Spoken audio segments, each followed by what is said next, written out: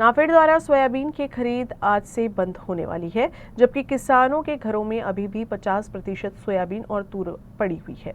नाफेड खरीद केंद्र के बाहर कई किसानों की लंबी कतारें लगी हुई है। इसलिए शिवसेना ठाकरे गुट के जिला प्रमुख जालिंदर बुधवत के नेतृत्व में बुल्ढाणा जिलाधिकारी कार्यालय के सामने प्रदर्शन किया गया, जिसमेे मांग की गई कि खरीद केंद्रों की अवधि बढ़ाई जाए। नाफेडची सोयाबीनची सुरू असलेली खरेदीची आज मुदत संपते। शेतकऱ्याच्या घरामध्ये अजून जवळपास 50% माल पडू नये। सोयाबीनला मार्केटमध्ये 3900-3800 रुपये भाव आहे।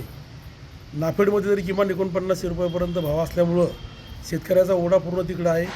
आज तारीख संपते म्हणून फार मोठ्या प्रमाणात गाड्याची मोठी लाईन लागली। शेतकरी त्या मार्केट सेंटरवर गर्दी उसळली, लोकांच्या नोंदी होत नाही।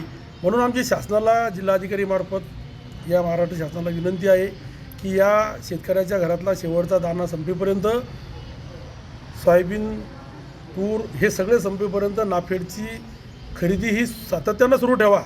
नुसती मुदतवाढ देऊ नका, तर ही मुदतवाढ कायम द्या आणि शेवटचा दाना संपेपर्यंत सुरू ठेवा।